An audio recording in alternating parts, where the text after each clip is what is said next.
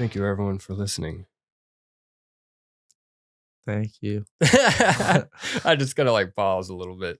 It's been a minute, and I actually didn't expect to have a podcast, but my brother's in town. I'm his brother. Yeah, this is Gabe Quire. You do stand up in Vegas. I do. Yeah, we're gonna get into that in a little bit. But the reason I didn't expect to have a podcast is where I am kind of like fixing up the studio, and it's a disaster right now. So, but he's only visiting for a short time, so you gotta do it. So we're up against the wall with a weird ass background, but it's gonna work. It's gonna be good. We're in a transitionary period here in the studio. It looks pretty rough in here. This is just a full curtain pull for the fans.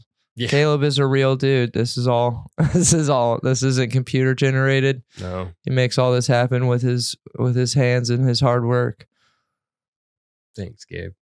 That's more than I could do. It impresses me. Well, you know, you get up on stage and tell jokes, so it's more than I can do. I just throw them at people in hopes that they laugh. Yeah, I guess. I feel like this takes more commitment.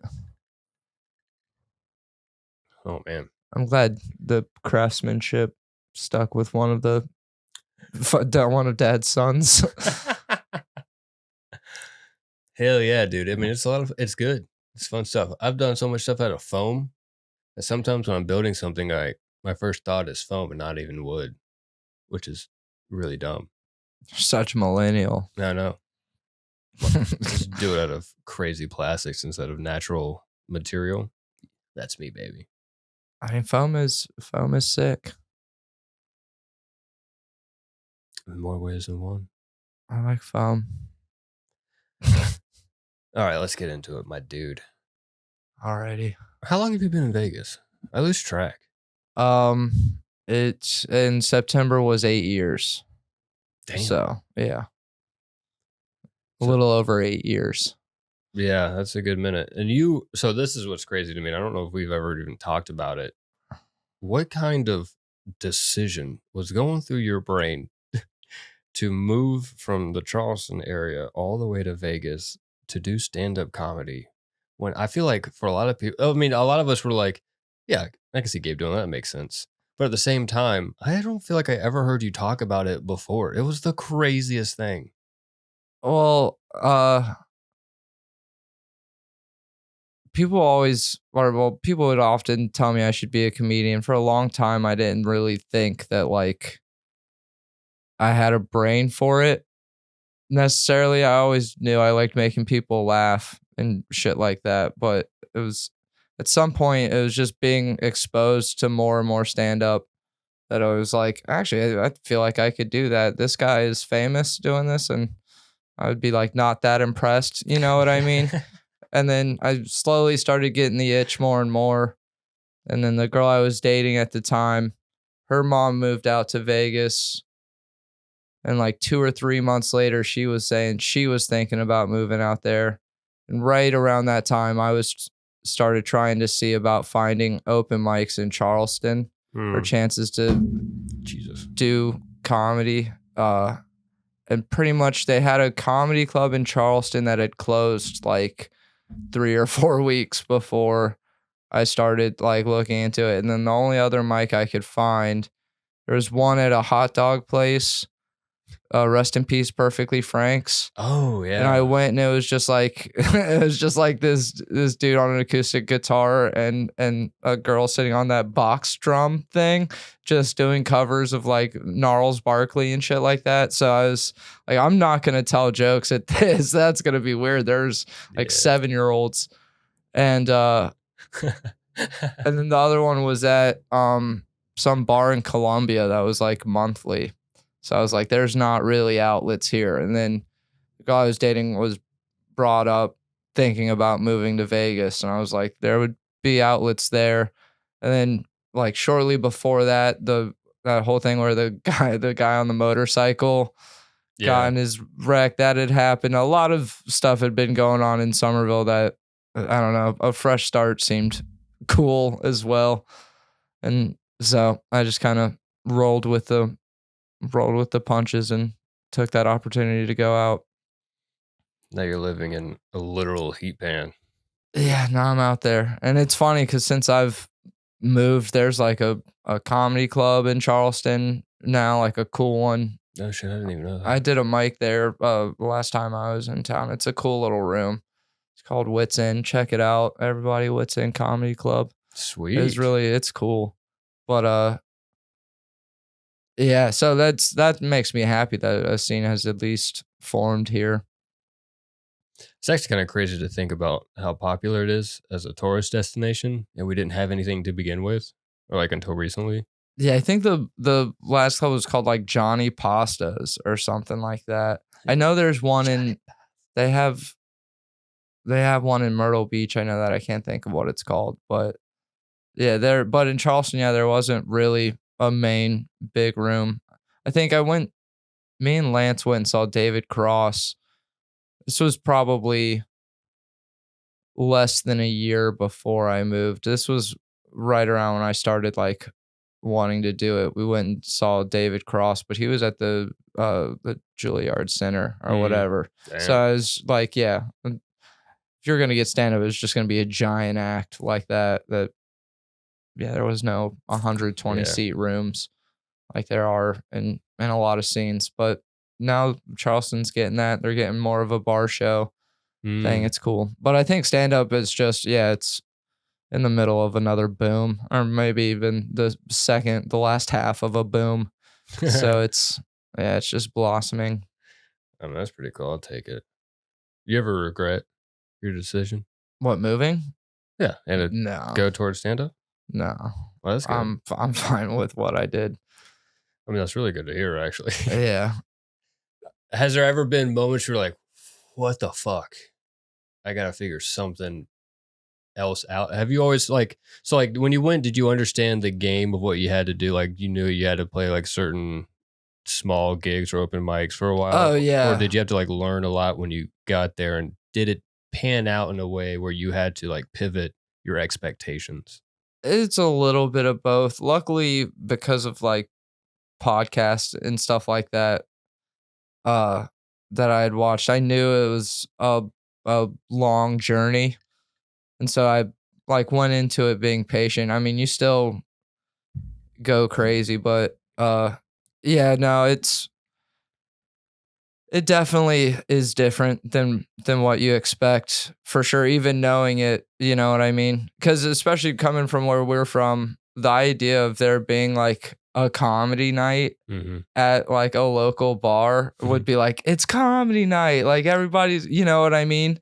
But like but then you go you go to somewhere like Vegas and you sign up for an open mic and it's just in a bar where most of the people probably don't know that comedy Mm, was even gonna happen.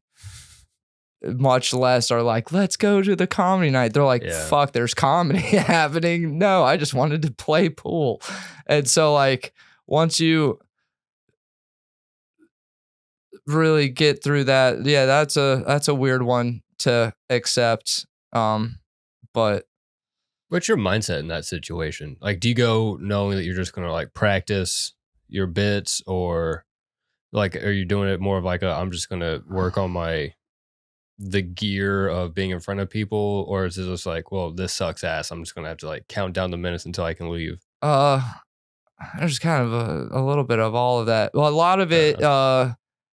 is like if there is people and they're tight, or I think most comedians, especially at like mics and stuff like that, just sit in the side going, I'm gonna get them. I'll be the one. I didn't think about that. But because otherwise, you know, after watching 15 people go up for, you know, performing for either comedians and then ones that aren't comedians have their back turned to them and are playing video poker or like watching a UFC fight and, you know, that Mm-hmm. kind of thing. But everyone's just like, I'll get them. You have that. And then some nights, yeah, it's sometimes, yeah, you know, you're just going out there to say whatever these thoughts are into a mic for the first time, just to feel yourself say it. But I've where I'm at, I've been long enough that a lot of the times when I'm at mics, if it doesn't feel like it's gonna be constructive, like nobody's paying attention or anything like that, that's whenever I just go up there and kind of wing it or try to get weird and try to have fun. That's exactly what I was thinking. Because like I'm at the point where like if I don't have anything like new that I'm trying to work on, I'm not going to go to an open mic and just do jokes that I've already have figured out, especially if it's like a dead night or a weird night. Because if you keep doing that, that joke isn't going to work like it did if there's a crowd paying attention, and you're slowly going to start losing faith in a joke that you knew would work. And then I feel like people can slowly like pick up on you not having faith in it and stuff like that. And I don't know, bombing's not bad. There's people that say you learn more from bombing than you learn from doing well. Mm-hmm. Like, I don't really know how. I think that's just an optimistic way to look at bombing. But I mean, yeah, sometimes the best thing you can do in a rowdy bar is just go up there and start yelling shit, and all of a sudden you'll just stop and realize everyone's looking at you, and you're like, oh, okay, maybe I can put together an actual thought now. And then yeah, it's a good way to like loosen up so that I can trust myself to get off book.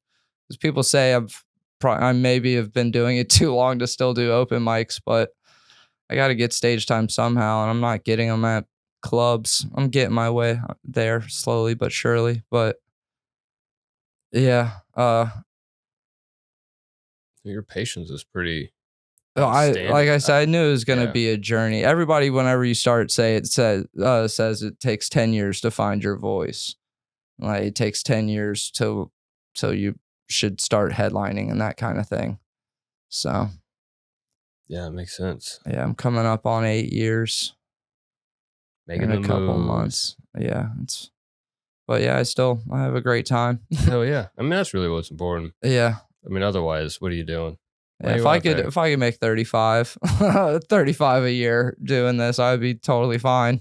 Fuck, I feel that. You know, not having to have a job and not live in squalor and just tell jokes, that would be cool. I would be. That's the dream. Yeah. Yeah.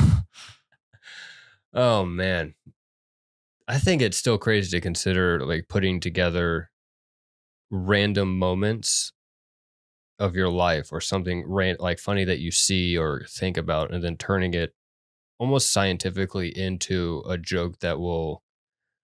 It's like it's a weird, not exactly a form of manipulation, but you're learning how to like pause and break and say certain things to allow like the crowd to understand your joke for like the optimal laugh, which is super cool. Rather than just going up there and like, I saw a fat turtle upside down. Isn't that hilarious? I'm like, that's not. So like to me, the science behind putting all together, I thought was always fascinating, which is really what makes you different from a clown, really. Yeah, well, I think that was kind of what early on, like when I was young, that made me think that like I didn't have like a good like brain for it. But I don't know, slowly over time, I just kind of realized that I was wrong. But it's good to be wrong about. Yeah, I kind of realized like, nah, maybe I do. But yeah, it is weird to, especially because most jokes just start either what you're seeing, it's like 3 times longer than the final solution, or it's 1/3 of the length of the final like product. That's how I found a lot of jokes. It's either something really good that you make too long and then have to eventually cut down, or something that is like you think is good enough as a short idea and then realize like it's expanded upon. Sometimes something will bomb just because like it's a funny idea or a funny premise, but the crowd is just like, and then what? You know what I mean? And then you feel like they don't think this is funny when they're just interested. It's that kind of thing. It's comedy can be exhausting too, because you can do 2 shows in a night. You can do the same set with the same timing and everything, and it becomes drastically different. Damn. With just 2 hours. That's 2 hours in a different group of people. That's the only difference. And like it's it can be heartbreaking sometimes and confusing. And you have to like gauge how smart crowds are and like whether or not you have to spoon feed it and just realize like there's no worse feeling than like doing something that's somewhat nuanced and being halfway through it and realizing the crowd does not get what you're doing. Oh, And you're like, fuck, I can't abandon this though.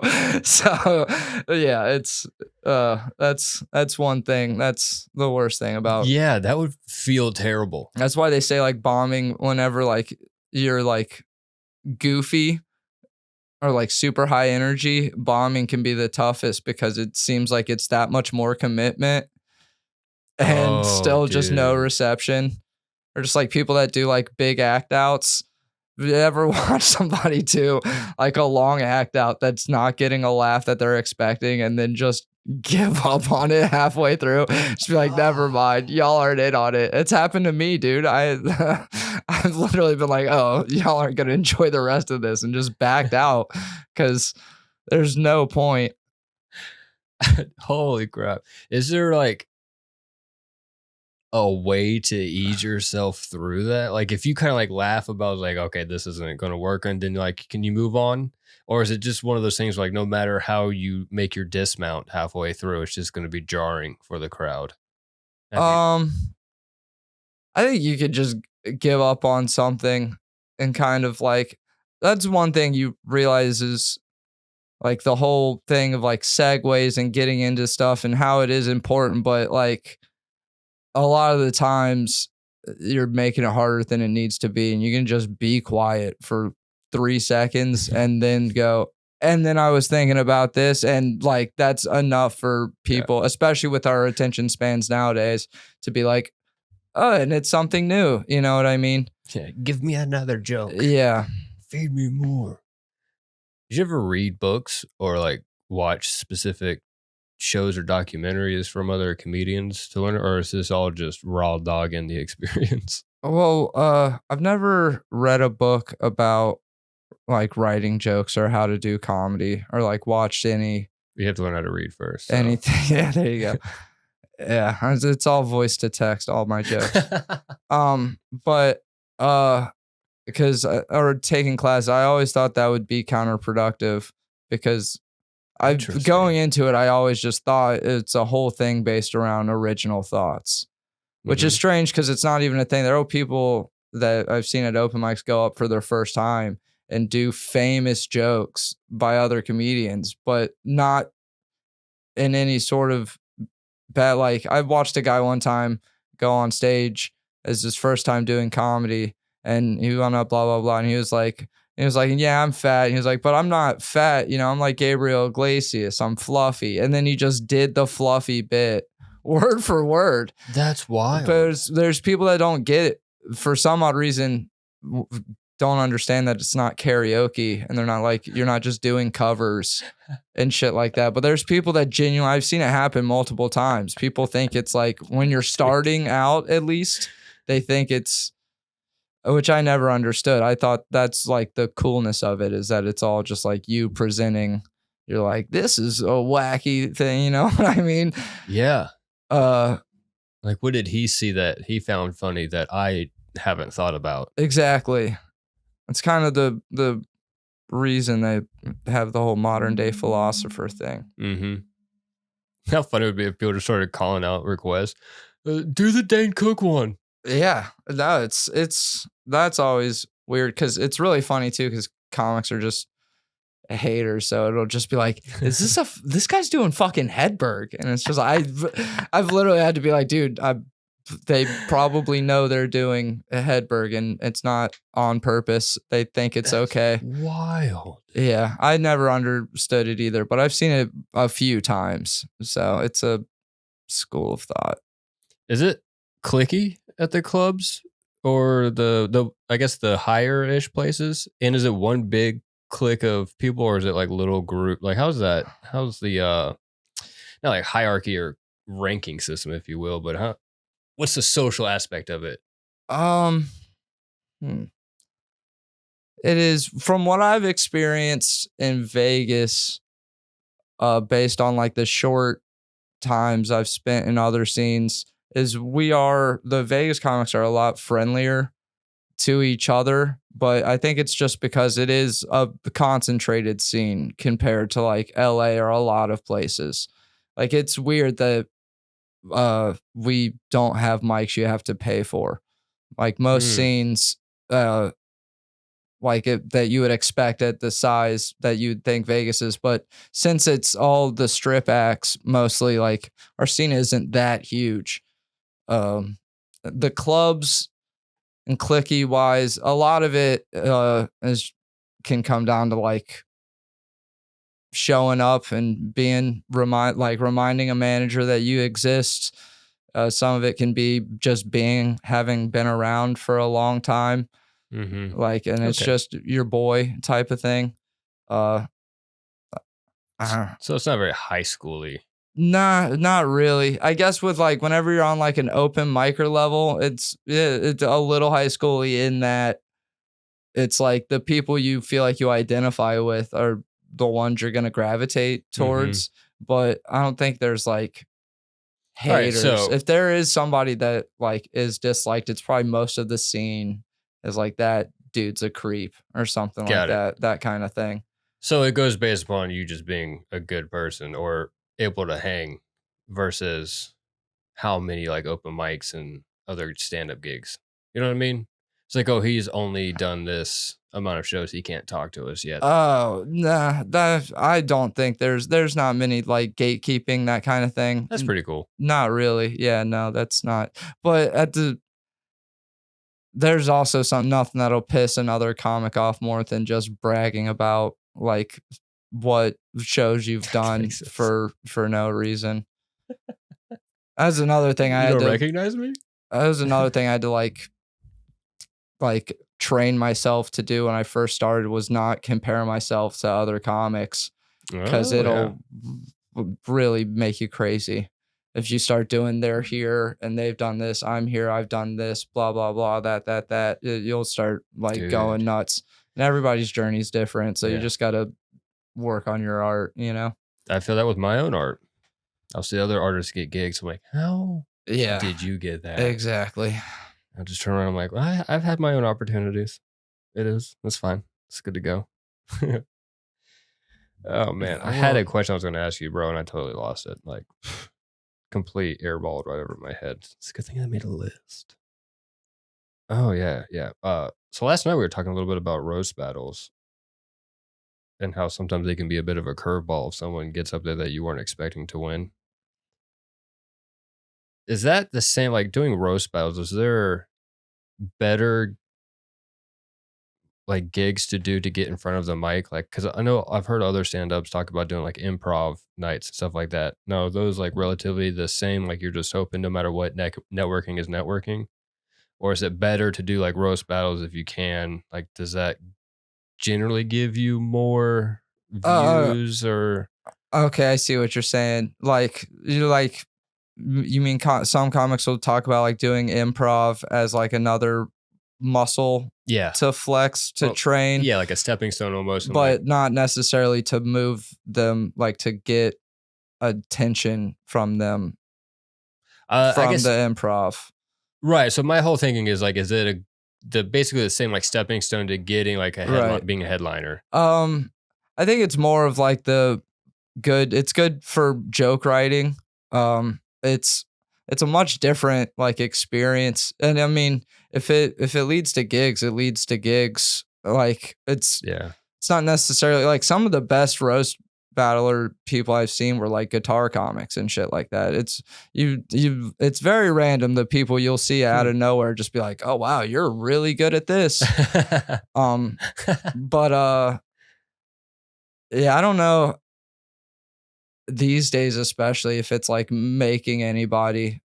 uh I'd mostly just do it as a chance to, yeah, get your foot in the door and hopefully lead to a stand up thing. I don't know if there's comics out there. I mean, Mm. I'm sure there are some that are like just want to do roasting. Yeah, that's There's fair. just battle. I mean, that might be a thing. It's very strange. Wasn't there a Nick Cannon show like that? What, Wild 'N Out? Oh yeah. Do Well, they? that's all. That's improv though. That's like improv and roasting. It's Oh like shit. comedy games in a way. It's Games. not. It's not. It's just. It's weird to be like to go into comedy just as like a a roast comic. I feel like you shouldn't paint yourself into a corner like that. Yeah, because then you also At least just let yourself get painted into that corner. yeah, Like be good enough at it on your own for other people to make that your thing rather than just making it your thing. true. It's a weird way to look at the world too if you're constantly thinking about roasting everybody. Well, it's just a weird, it's a weird, but I mean, people, play just the guitar. That's Is it touche? That is true. People do that. You don't do improv, do you? what? You don't do improv? When in theater in high school, I did improv whenever she would let us do improv games. I don't have anything against it. Hmm. I wouldn't pay for improv classes, and like if it was either go to like do an improv thing or stage time, I would just choose the stage time. That makes sense. Yeah. But I mean, it's improvising's fun. Just got like a flash of you at like a Renaissance fair. No, I've not been to the Ren Fair.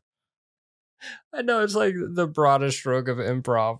But for some reason, my brain went straight to like role playing improv just because of Dungeons and Dragons, I guess. And I was like, oh my God, that would be so funny. Because I feel like you would not fit in there. I'd probably make it work. I think if I was getting paid and it wasn't like it would be bad if I like made the whole thing go bad. You know what I mean? If it Yeah. was a who cares type of thing. I'm getting paid either way. Yeah, but if it was a I need to be held accountable or else this could lead to bad stuff type of thing, I could make it work. It's a do or die I'm moment. a chameleon. Go dress up in this tunic. If you had the opportunity to do stage time in LA or New York, what would you pick? New York. I've already like performed in LA. Well, you could go back. But yeah, no, New York. I've never been to New York City. That would be fucking awesome. Yeah, I haven't either. So, out of all of us, I feel like you're going to definitely go first. Yeah, that would be cool. That'd be really nice. Do you foresee being into the position of your career when you do have to travel a lot? Because like I feel like comedians are always fucking traveling. Yeah, that's hopefully the like start headlining local shows and hit the road at like B rooms or bar shows and then hopefully find an agent. I think that's the stepping Trajectory. stone. Yeah. Nice. And then Yeah. travel across the country telling jokes. I don't know if I like flying that much. It's not that fun. This was the flying out here a couple days ago is the first time I've ever been like in actual pain from my ear, the pressure in my ears. Oh wow. I needed my ears to pop bad on the flight here. It Dang. was like I was like, yo, in pain. I was just forcing yawns, Oh like yeah. holding my nose in, swallowing at the same time, and it would just be like it was weird. At one point, it went. I felt it go, and like I heard pressure release out of my ear, and I was like, "This isn't good, dude. There's something fucked up going on right now." And it was slowly popping and like depressurizing throughout the night. I can just picture you sitting there just going, Oh, dude, I looked insane. Just sitting next to some dude. I was just like, I was just looking at ways to make your ear pop, and it just like move your jaw a bunch and so try to funny. open up that canal. I need to get gum for the flight back. With your luck, they take it. This gum is yours. You can't brush your teeth. You cannot chew gum. You do not get to go past go and collect $200. It's weird that 5 ounces is a dangerous amount of liquid, but 4 is safe. Yeah, you didn't know that? It's weird. Do you have a ritual before you get on stage? Like a way to amp yourself up, make sure you're like low anxiety. Do you listen to like AC/DC? If I'm if it's like a big show, I'll probably just like walk around like in the back of the room and just run through what I'm gonna do over and over again. Like just the bullet points more or less.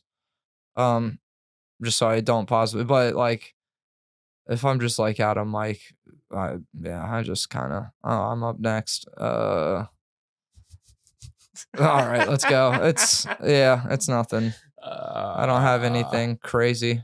I'll just look at a note and be like, should I do this? I don't have any. Like these roast battles have been really fucking my process up. I haven't written a new joke in a long time. Dang. I've been having to find new ways of calling people gay, but I'm getting there. And so like half the time it is just watching throughout the night and being like seeing something a comic talks about. I was like, I can make fun of that or something like that. And it's just finding ways to not do material at open mics almost.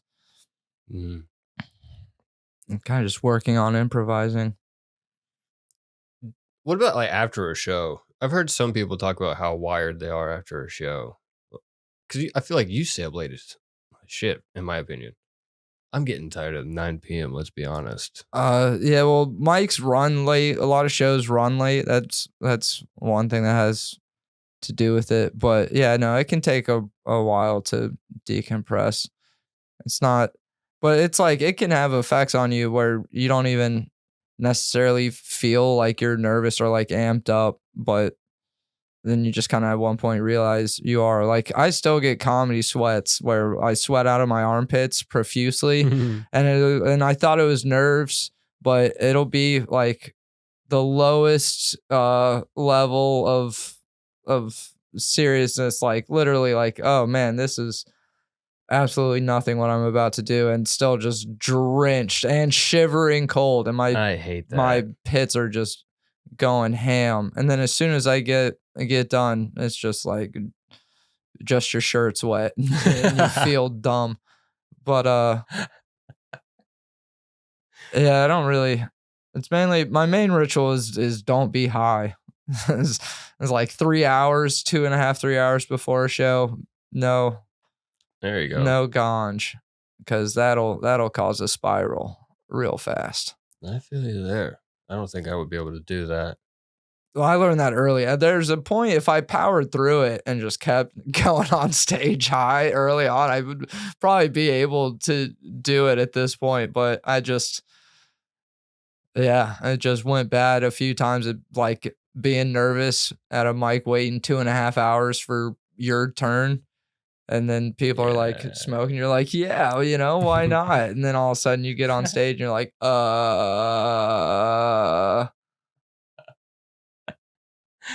Oh god, I can only imagine. or you go to say that's funny, but you say fat's funny, and then like in your brain you realize, and then it's just and you're just spiraling. Like, no. Yes, this is gonna be the longest 3 minutes of my life. Dude, stumbling over words easily would be my biggest fear. Oh, it sucks. I do that so badly now. I can barely make it through a regular sentence. Like I have to actively focus when I do these podcasts that I don't mumble or just fumble words. Poor Kristen. By now she speaks the weird language that it's like whenever I mess up, she's like, oh, okay, I know what you're saying, but that was not right at all. There's a little video of his hamster running on a wheel and then it slips and falls and it keeps flies going out. Yeah. I mean, that's basically what my brain does. Like, all right, we have a sentence and all of a sudden like the words get tumbled in my mouth and whatever comes out is not really what I meant it to be. At least like the order wise. See, rise. Wise. That happens to me if I haven't talked a lot. Like that's whenever I'm most likely to stumble on a word or flub a line, at least on stage, is if I've spent most of the day just like alone in my room, watching stuff or whatever, not being social. That's why people do the like the speech exercises and stuff like that before. Yeah. It helps to have your vocal cords like somewhat prepared and warmed up. Yeah. Whenever we did Dungeons. Because going blah, blah, and then repeating it during a punchline, man, it can really It can really hurt your momentum. Oh god. I would practice my monologue in the beginning of our D&D sessions, and I would get pretty comfortable, and I would be saying it out loud, and I would still mess up every single time. It almost got into my head. It's like I know I'm going to mess up, so at some point it's going to happen, and then it just does. I'm like, oh, of course. Yeah. I'm like, ridiculous. So 100%. That's the only thing that would be going through my brain the moment I got on stage. I was like, I don't know how to speak anymore. Yeah, it's I just kind of it's I don't know how many comics are like, dude, like this, but I just kind of say the shit to myself so much that it's already ready. You know what I mean? Yeah, it makes a More lot or of less. sense. I repeat that thing like 3 times. Yeah. Yeah. No, it's like, yeah, you're sitting in a bar for an hour and a half, just going. I Just mean, that's a lot of making sure dedication. That's for it's. sure. I mean, yeah, people also have like their notebooks and stuff. Once you get off of that, then it's more of a muscle, but you get used to it. I'm sure you got better at doing the monologue throughout time. I'm sure you did. After like the second month, I think that just stayed the same forever. Yeah. Once I got over the initial like nervousness of starting, then it was just regularly me not being able to talk. It got to the point where one of the players had a note going of all the words I messed up. Oh, that's mean. Well, it was really funny. They thought it was hilarious. And every time I would pause because I know they're about to lose their shit. And I was like, I can't keep reading because they're about to burst out laughing. So I would just wait and then they would start laughing and then we'd get back to it. So it kind of became like a funny situation. But no matter how much I tried, I still flubbed it up a bit. Classic. I'm thinking about it. That only made it worse, honestly. Yeah, 100%. Yeah. It was a guarantee to happen every single time. Yeah. But I do it so much in regular conversation now that people are just like, yeah, we kind of got what you meant by that. I feel like is that something that I feel like that's not something that was always a thing No, I don't with think you. so. It just kind of happened. Yeah. And you just started misspeaking. This is probably the most I've ever talked in my life, and we're just now finding out I'm That's not very good at it. You're right. True. That's right. You didn't do a lot of talking No. back in the day. That's probably that answers all of it. You know, I haven't talked much. I'm sure I'm pretty good at this. I can't be too terrible. Psych. I can read really well. Can't talk to save my life. That's okay though. You know, in my opinion, you know, to give myself a little bit of just what's reasoning here. That means if I have a guest who can't speak very well either, then I'm just making them feel more comfortable. There you go. And that's what it is. I'm doing this on purpose. Hey, I can speak, but I can't read. So, Yeah. Wow. Together we make one person. opposite sides of the same coin. We could do the Dragon Ball Z fusion. God, then we can grow our hair back. Oh, then we can't grow our hair back. Yeah, luscious. Actually, I do have to do a little bit of a side note here. I forgot I even made that hat. I saw you wearing it last night. I was like, whoa, I forgot that existed. This is what I'm wearing in my Behind the Comedian on Tubi. Hell yeah. I'm wearing this hat. That's awesome. It's in good shape. Like my own hats look terrible compared to that thing. I'm impressed. I mean, what is it, like 10 years old? It's pretty old. It can't be 10. 7. Almost getting there. Sorry to toot my own horn, everybody, but it's impressive. Gabe's hat's an OG block printing hat that I made back in the day when I first started my studio. Shout out to it. Black and khaki. It matches with everything. That is nice. I did that for you. Gotta love matching with everything. All right. I'm assuming your friend groups are kind of I would assume because you guys are stand-up comedians that you riff on each other a lot. Is that the case, or is it just pretty normal and you just kind of work on your own material, but don't really like make fun of each other a lot? We we make fun of each other. It's not. I don't think it's like the people you'll see like old New York comics that just like say downright mean shit to each other. It's not like that. We'll like bust each other's balls, but it for the most part it's a rather supportive scene, or at least to your face. It doesn't feel like people are super fake. Like I said, in comparison to like LA or Austin or New York, it's very, very small. Mm-hmm. Like it's a very small scene, but small enough to still be for the most part camaraderie. That's kind of nice. I would say. But I mean, everybody makes fun of everybody. I feel like in the end, you know what I mean? I always envisioned walking into that situation like, all right, put on my mental body armor. The jokes are about to come my way. Yeah, like anything I would.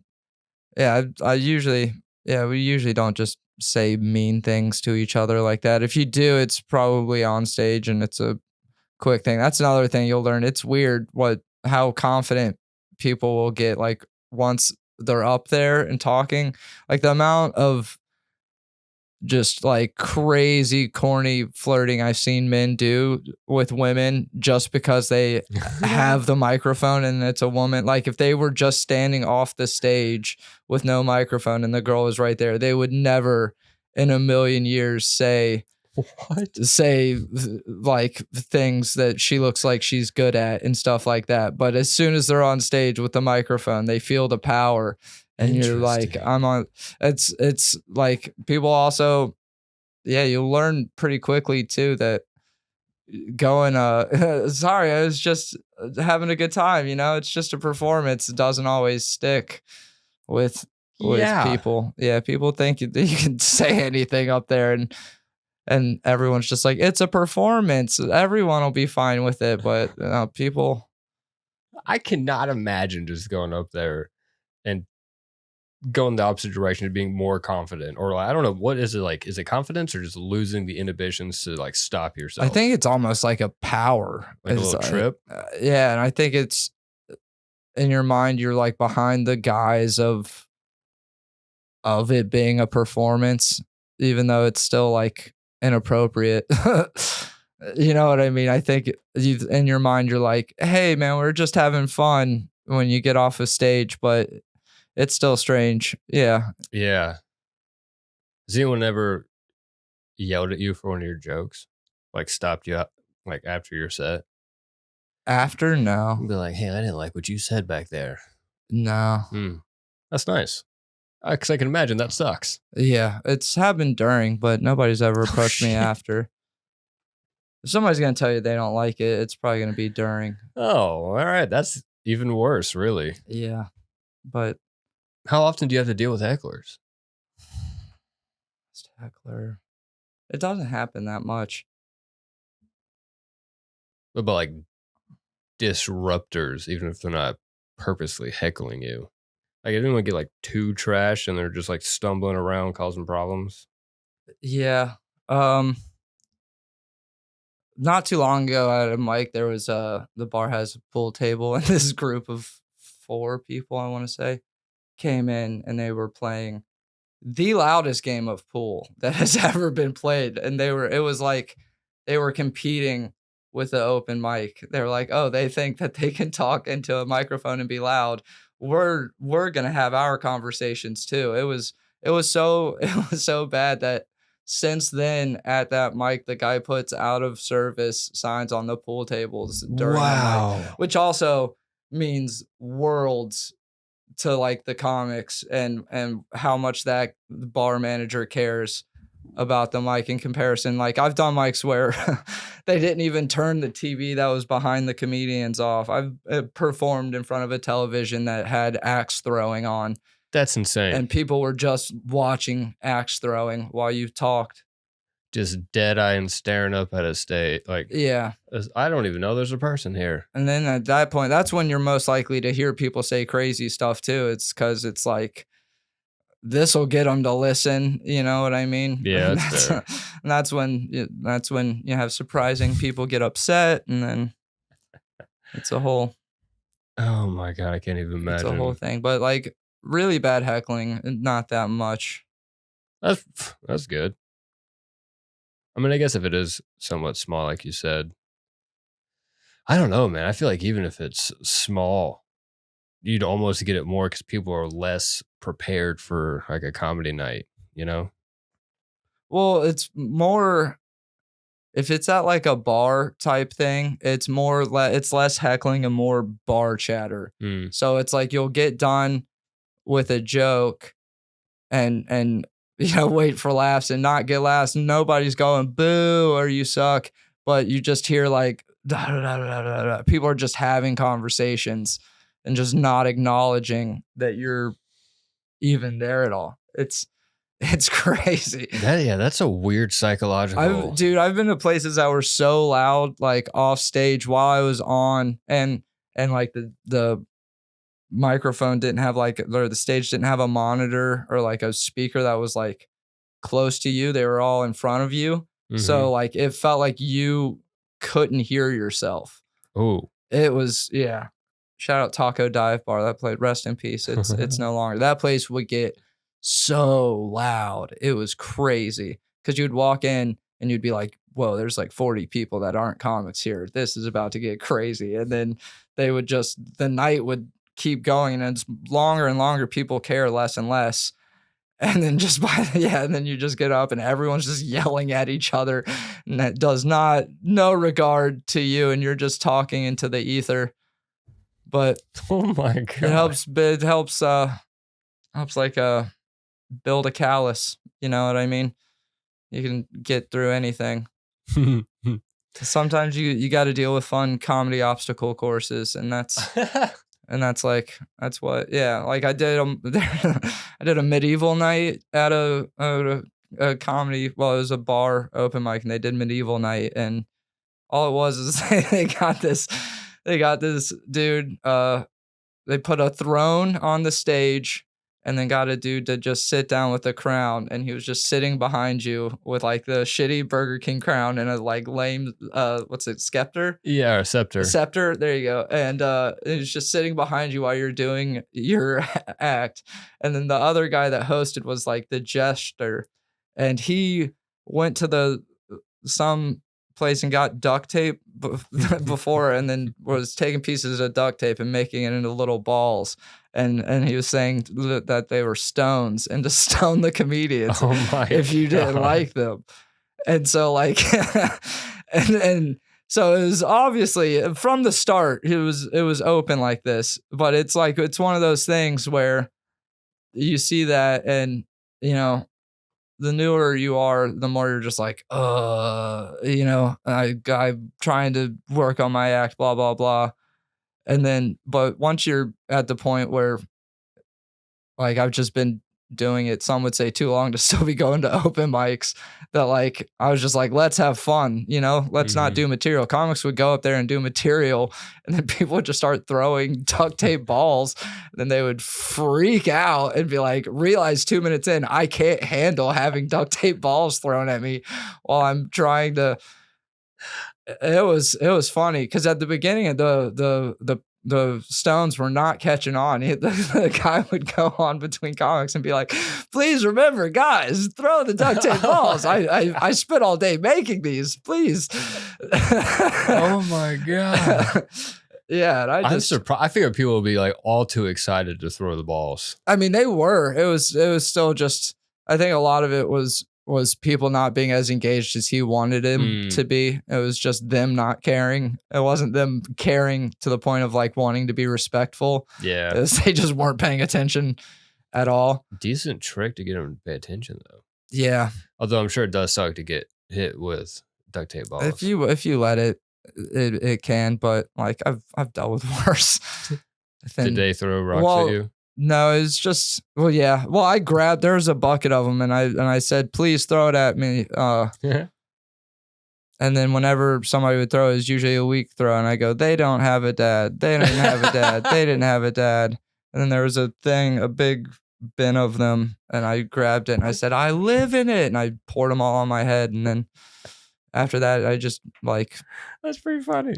Yeah, and then I just yelled about stuff. I don't even remember. I didn't do any material. It was pointless. None of those people were there to hear you say words. You know what I mean?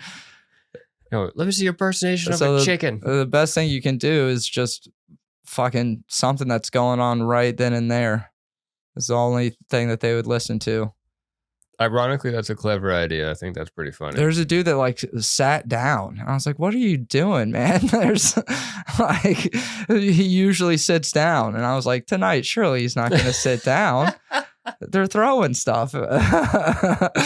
and he did. And it didn't last long. That's an easy target. Yeah. Oh my God, that's funny. I would enjoy that. Wonder if they'll ever do Medieval Night again. That's a good idea. Not a lot of people had fun. I had a good time with it. Not a lot of the comics had fun. I mean, it made for a good story for me, that's for sure. That's funny in my brain. But I understand the position, though, if you're trying to go in as a comic, and that's definitely not the environment you would expect. Well, but to be fair, they like advertised it like this Monday is Medieval Night, like weeks before, and then they started off with like, these are the stones, throw them at the performer. Like, it was very much like, whoa, like what? nobody just, unless you walked in and then they said your name and you went on stage, you knew what was about to happen. So it wasn't like, it's still funny. People, did anyone dress up aside from the Burger King crown guy? The jester guy that hosted, I feel like there were a few people that dressed up. Nice. It was the second or third one that they had done. I didn't go to the other ones that I can remember, but yeah, next time he's gonna have rotten fish to throw at you guys. Yeah, I suppose. Maybe they wait for the Ren Fair, and that's when they do it, is when the Ren Fair. I know the last one, that might have also just been a coincidence. You should just get yourself a whole suit of armor. Like, your stones mean nothing to me. Listen to my jokes, and you will laugh. That's great. Do you have any particularly vivid bombing moment? Oh God, yeah. Please, I have so many. I do. I think most of the memories people have of comedy, or at least when you're on stage, are probably bad more than they're good. Yeah, there's one thing when Wise Guys, when we came back from the lockdown, they opened a Wise Guys comedy club in Vegas. It was the first comedy club to be off the strip, especially like a major one. And they did an open mic, and when you you go to the open mic, it was crazy because it was $5 tickets, but it was free to perform. So that was cool. But so it was not only people that were at a comedy club and knew they were going to see comedy, it was people that cared enough to pay $5 to sit down. A good crowd. So it was a good crowd, and it was in their arts district, which is like a downtown area.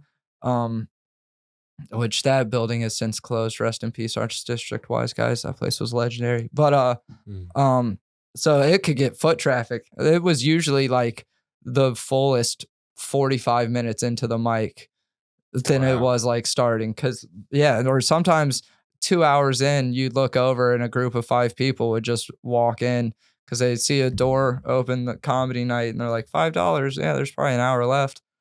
But they were there. So it was, you go to that and just see people that you'd only ever seen at bar mics just like die, you know what I mean? And they would go up and do really, really well. And then you're just like, oh shit.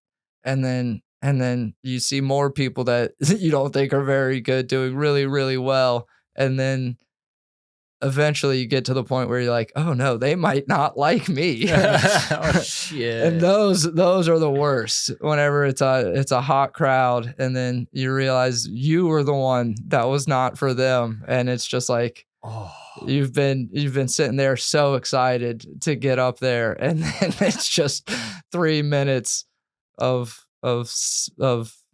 pain and silence. That's the worst one. But as far as like, because at shitty bar mics and stuff like that, you can kind of just justify most people weren't listening or didn't care. But when you're at like a show or a club, where everyone is there for comedy, That's Mhm. when it hurts. That's when it's like, damn, this sucks. And it's strange because it changes night to night, crowd to crowd. Yeah, that is pretty wild. It's a rough gamble. You give me a lot of insight. That was pretty cool. I love listening to people talk about stand up. I'm never going to do it, but I like listening to it. If you listen to We Might Be Drunk then? A couple times. Because that's mostly all they talk about. Obviously, Matt and Shane, Bad Friends. Are You Garbage? That's what I was watching this morning. Yeah. Whenever I like those. What's her name walked down. Every time they reach it off, I'm like, God, I'm such garbage. They did a one-nighter at Town Square. The Wise Guys there, they sold it out. It was awesome. Yeah, I bet that's awesome. They did like a little fucking each did like probably 20-minute sets. And then they had like a email on the TVs around the building that you could email your garbage question, and then afterwards they'll be like, who is this person? And they had a mic set up and you'd just go and they'd ask you questions, and it was really cool. It's a cool live show too. That is a good idea. They were good stand-ups. It was all nice. They haven't been back Okay. since. I was like probably a year or two ago. Yeah, time moves fast and slow at the same time. I should do another one-nighter. That was fun. I'll give them a call. We chat all the time. Kippy. Well, dude, that makes it an hour. Oh, did we do it? We did it. Good work, everybody. All right. Thank you Shout for out to listening. BetterHelp to help with the better. Yeah. All the sponsorships and ads. You have anything you want to shout out for Vegas? Follow me on Instagram at SeriouslyGabeQ. Heck yeah, that's good. And yeah, come to Vegas and help our economy. Apparently it's not looking good. Oh, I did see we're that. in a long-term slow season, so let's change that, guys. Let's pick it up. I'm sure it'll work out just fine. Yeah, we're learning college is a sham. Just throw that money into, let's bet it on black. Yeah, I gotta get out there soon. I'm just waiting on you to be a headliner, that's all. All right. Whenever I headline my first bar show, I'll fucking Hell yeah. Perfect. Yeah, headline like a kid's birthday party. Like, Caleb, get your ass out here. Like, you got me. One of these days, though, I'm excited. I missed your show last time you were in here, so yeah. I'll catch you. It's weird. Nobody's come out yet except Brian. Yeah, Brian. And Wade saw you. Oh yeah, wait, I forgot about that. That Yeah. was a long time ago. Right? Damn, I think that was at Silver Nugget. Or no, that was at fucking Jackpots, I think. Is where Wade went. I think we did a mic that I only did because Wade was in town. I usually didn't even go to. Interesting. They both said it was really cool to see you up there. Like, it's a different Gabe. I was like, well, really? Oh, it's supposed to be the same Gabe. I think just seeing you like in the zone with something you're like super passionate about. It's like when we used to watch you play Avengers and talk to yourself in the backyard. Play Adventures. Yeah, you would just No, I know. not hang out with the rest of us. You just be in the go backyard outside just doing shit. Yeah. I don't mind being alone. I'm very lucky in that. I'm very lucky that I'm okay being by myself. You know what's kind of funny is For a social person, the people think that I am a social, and I'm rather social. But yeah, no, I am cool being just me and Gabe all day long. Now that you point that out, the three of us growing up together, you were usually doing something in your own like little world. I was always doing some kind of art related thing, and Harrison was always playing video games. Yeah. So it's kind of like we were hanging out together, but each doing our own thing. So maybe that's why we didn't fight very much. Yeah, not that much. I was talking about this with somebody. I don't remember who. Like they were talking about bickering with their brothers and sisters, and I was like, yeah, me and my brothers, we were always pretty good. I talked about me and Brian picking on you. Yeah. Here and there, but that ended pretty fast once Brian left, and then everything became kosher. I think there was like a year in high school that you and I argued a lot, and then it just faded away. So, I think it was when your last year of middle school before you went to high school, I think was high energy, but that's the only thing I remember. Yeah. It was actually really nice. Yeah, no, that's a funny thing that I've learned through watching a lot of comedy. I have a healthy relationship with my family. I bet, dude. You're A like, oh, very, very functional family how about that? compared That's to nice. Hell yeah. All right, we're gonna wrap it up. Thank you all for watching and listening. It was unexpected. Gabe, thank you for popping on. This has been a lot of I fun. love it. It's a pop-up. It's a pop-up. A shitty Asian pop-up store. It's a pop-up. All right, well, that's gonna annoy people. So anyways, okay, thanks, bye. Bye.